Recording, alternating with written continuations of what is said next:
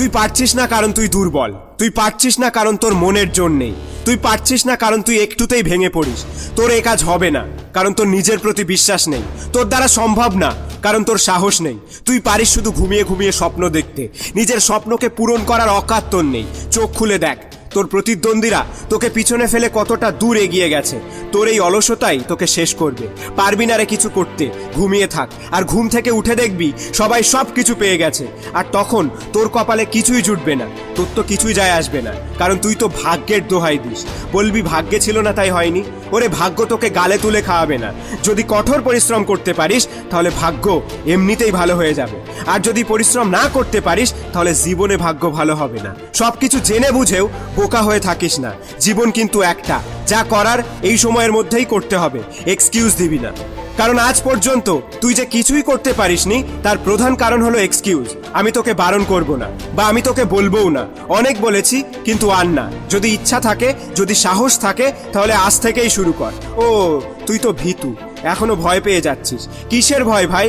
কিছু তো করতেই পারিসনি, তো কি হারাবার ভয় পাচ্ছিস? কাকে ভয় পাচ্ছিস? কেন ভয় পাচ্ছিস? কিসের জন্য ভয় পাচ্ছিস? কেউ কিছুই করতে পারবে না। শুধু একটাবার সাহস করে শুরু তো কর, একটাবার সাহস করে উঠে তো দাঁড়া। মনের যদি জোর থাকে তাহলে পৃথিবীর কোনো শক্তি তোকে বাধা দিতে পারবে না। প্রশ্ন কঠিন আসলে তবেই তো নাম্বার পাওয়ার মজাটা বাড়বে। প্রশ্ন সহজ এলে সবাই তো 100 পাবে। তুই যে কাজটা করতে চাইছিস সেটা সত্যিই কঠিন, আর কঠিন বলেই এই কাজটা তোকেই করতে হবে। কারণ কেউ সহজ কাজ করে সুপার হিরো হয় না। সুপার হিরো হতে গেলে বড় কিছু করে দেখাতে হবে। মনে যদি একবার জেদ চাপে যে আমি এ কাজ করব, তাহলে পৃথিবীর সমস্ত শক্তি তোকে বাধা দিতে পারবে না। তোর নিজের কোনো ধারণা নেই তোর নিজের ক্ষমতা সম্পর্কে।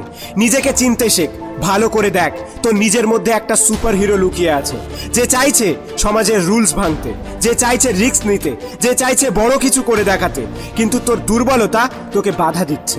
নিজের মধ্যেকার সুপ্ত শক্তিটাকে চেপে রাখিস না, তাকে বেরিয়ে আসতে দে। সমস্ত বিশ্ব যেন দেখে বিস্মিত হয় যে না, কালকের ফালতু ছেলেটা আজকে ফালতু নয়, সে বড় কিছু করে দেখিয়েছে। নিজের দুর্বলতাকে নিজের শক্তি বানিয়ে নে। যেটা চাইছিস সেটাই পাবি, শুধু পরিশ্রম করে যা। সফল ব্যক্তিরা কোনোদিন এক্সকিউজ দেয় না, তাই বলে যেন গাধার মতো খেটে যাস না। নিজের বুদ্ধিটাকে একটু কাজে লাগাস। পরিশ্রম আর বুদ্ধি যদি একসাথে প্রয়োগ করতে পারিস তাহলে তোর প্রতিদ্বন্দ্বীরা তোকে আর খুঁজেও পাবে না।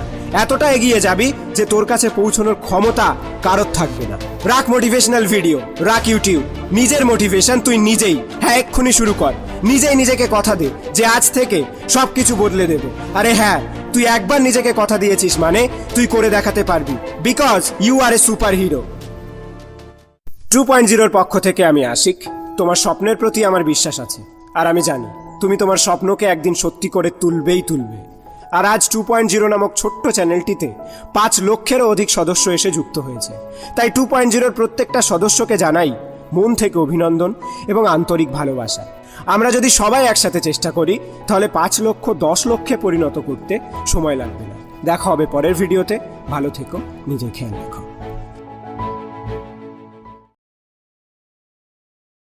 তুই পারছিস না কারণ তুই দুর্বল, তুই পারছিস না কারণ তোর মনের জোর নেই, তুই পারছিস না কারণ তুই একটুতেই ভেঙে পড়িস।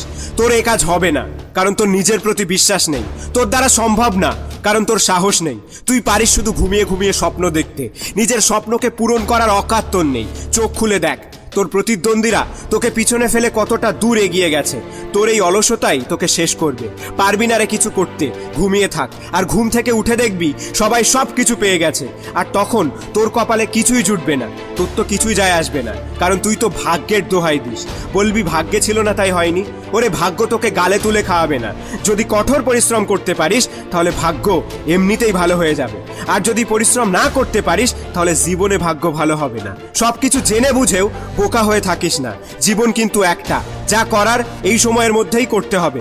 এক্সকিউজ দিবি না, কারণ আজ পর্যন্ত তুই যে কিছুই করতে পারিসনি তার প্রধান কারণ হলো এক্সকিউজ। আমি তোকে বারণ করব না, বা আমি তোকে বলবোও না। অনেক বলেছি কিন্তু আর না। যদি ইচ্ছা থাকে, যদি সাহস থাকে, তাহলে আজ থেকেই শুরু কর।